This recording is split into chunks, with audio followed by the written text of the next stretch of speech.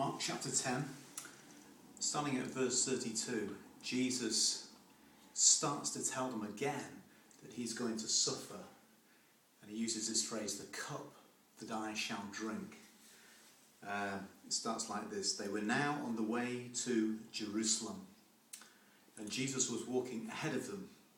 The disciples were filled with dread, and the people following behind were overwhelmed with fear.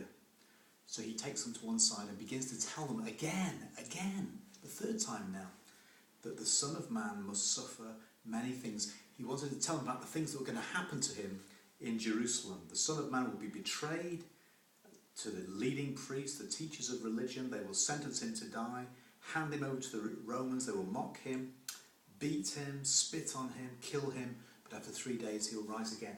It's this incredible determination to go into the darkness that so impresses me. They were astonished and they were afraid. Well, why? Why? Because they knew where he was going, but they didn't understand why.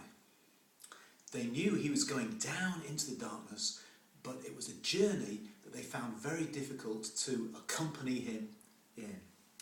So do you understand why? Do I understand why? Think how hard it is to accept the notion that suffering is necessary. Right? I know we have this cliche, don't we? No pain, no gain. But it's so breezy, so lightweight. But you know the reality is that every nerve ending in our body shies away instinctively from the least little discomfort.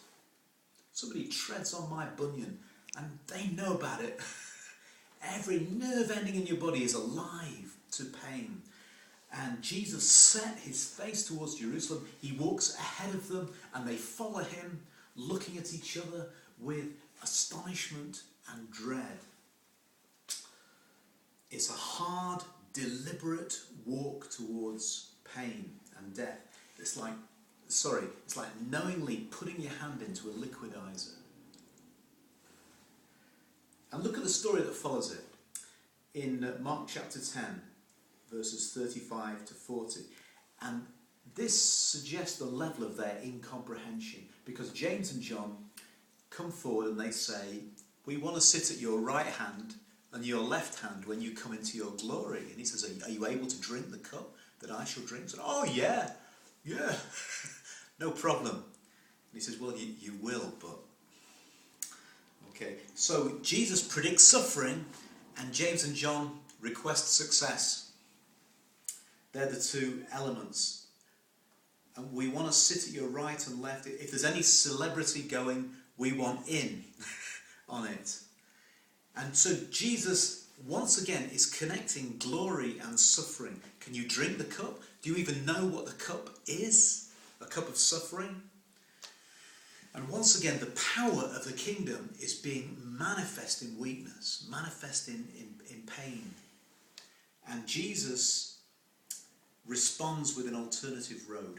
They see the road to Jerusalem as the road to triumph, and he offers them the road to service. You are not called to success. You are called to ministry. Whoever wants to be great among you has to be the least. And so he sets a little kid in the centre, little toddler, and says, look, this is what I'm about. The one who puts himself down, the one who's the least in your society, that's the one I'm going to honour. The one who preens himself on people's praise, the one who raises himself up for celebrity, that's the one who will be toppled. The rich he has sent empty away, the hungry he has filled with good things. It's an upside down kingdom. And worldly people seek supremacy. And Jesus said, don't let it be so among you. You remember how he rebuked Peter and said, you're thinking of the things of men. Put that to one side. Away with you.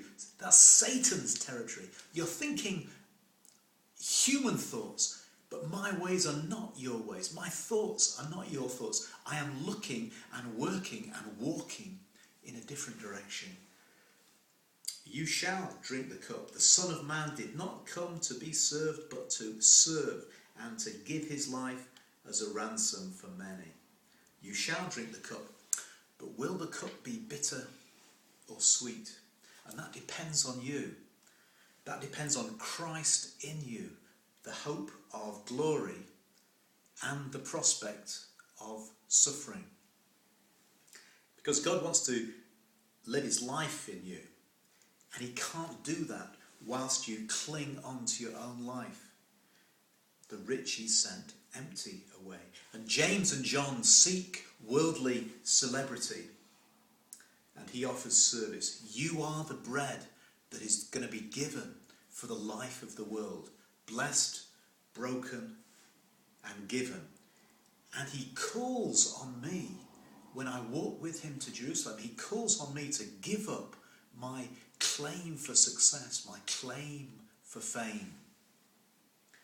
He calls on me to give up my rights to my own life. You can't keep it. It all has to go. And it's a terrifying moment, isn't it? And right here in Mark chapter 10, towards the end of the chapter, you're invited to step off the cliff and to trust Jesus. Awesome stuff. God bless.